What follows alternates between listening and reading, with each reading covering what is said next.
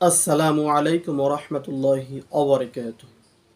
ইন্নাল হামদালিল্লাহি ওয়াহদা ওয়াসসালাতু ওয়াসসালামু আলা মান লা নাবিয়্যা বা'দা। ক্বালা আল্লাহু তাআলা ফিল কালামিহিল মাজিদ ওয়াল ফুরকানিহিল হামিদ। ইন্নাদ-দীনা ইনদাল্লাহিল ইসলাম। আমরা জানি আল্লাহ সুবহানাহু ওয়া তাআলা বলছেন, নিশ্চয় আল্লাহ সুবহানাহু ওয়া তাআলার মনোনীত ধর্ম হচ্ছে, মনোনীত দিন হচ্ছে ইসলাম। এটা আল্লাহ সুবহানাহু ওয়া তাআলার পক্ষ থেকে তার পছন্দনীয়, তার মনোনীত একটা ধর্মের নাম ইসলাম। অতএব এই ইসলামকে এক শ্রেণীর লোক বিভিন্ন নামে, দলের নামে দল গঠন করে ইসলামকে ব্যবহার করে। এক শ্রেণীর মানুষ রাজনীতির দোহাই দিয়ে ইসলামকে ব্যবহার করে। এক শ্রেণীর মানুষ পীর মুরিদি এবং বিভিন্ন রকমের তরিকার নামে ইসলামকে ব্যবহার করে। কেউ ইসলামকে প্রতিষ্ঠার লক্ষ্যে, প্রতিষ্ঠা করার জন্য এ নাম ব্যবহার করে, ইসলামকে ব্যবহার করে।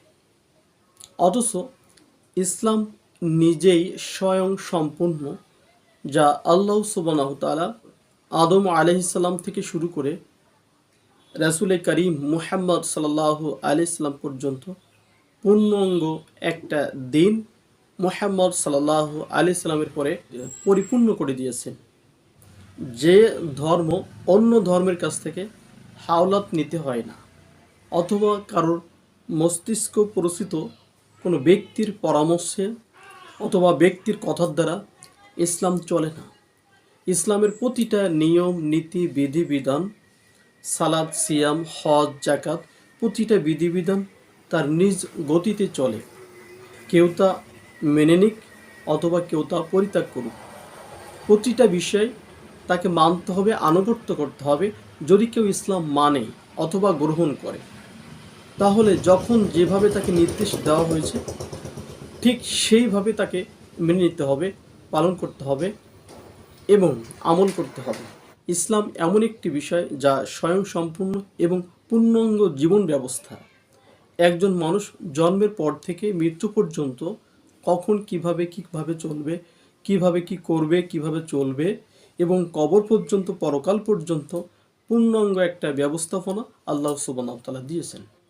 এই জন্য এই ধর্মটা কারো বুদ্ধি দিয়ে, বিবেক দিয়ে চলে না, কারো নিজস্ব বুদ্ধি বিদ্যা দিয়ে ধর্ম অর্থাৎ ইসলাম চলে না। আরেকটি কথা মনে রাখবেন, সেটা হলো এই যে ইসলাম সংখ্যাগরিষ্ঠ দিয়ে, অনেক লোকের মাধ্যম দিয়ে আসলে প্রতিষ্ঠা লাভ করেনি। যা আমরা দেখি বিগত যুগের সকল যুদ্ধে, যে সমস্ত যুদ্ধগুলো সংগঠিত হয়েছে, তা কম সংখ্যক লোক মুসলিম অর্থাৎ মুনাফিক মুক্ত একানিষ্ঠভাবে আল্লাহ সুবহানাহু ওয়া তাআলার সন্তুষ্টির জন্য যুদ্ধ করেছেন, জিহাদ করেছেন এবং তাদের জীবনের ঝুঁকি নিয়ে জীবনের সমস্ত রক্তটুকু জমিনে ঢেলে দিয়েছেন শুধুমাত্র আল্লাহ সুবহানাহু ওয়া তাআলার সন্তুষ্টির জন্য এবং তার দিন প্রতিষ্ঠার জন্য। এই জন্য যে অধিকাংশ লোক হইলে অথবা বেশি লোক হইলে যে ইসলাম প্রতিষ্ঠিত হবে অথবা ইসলাম বিজয় লাভ করতে হবে অথবা নতুন করে প্রতিষ্ঠা করা লাগবে, এরকম নয়। যেমন আমাদের দেশে 95% থাকার পরেও ইসলামের নমুনায় নাই বললে চলে। গুটি কয়েক মানুষের মধ্যে শুধু ইসলামটাই একটা নিবু নিবু আলোর মতো জ্বলছে। আসুন না, আমরা সংখ্যায় না গুনে, আমরা মাথা না গুনে, আমরা ঈমান আমলটা যাচাই বাছাই করি। ঈমান সহ মুসলিম কয়জন আছে সেটা মানার চেষ্টা করি।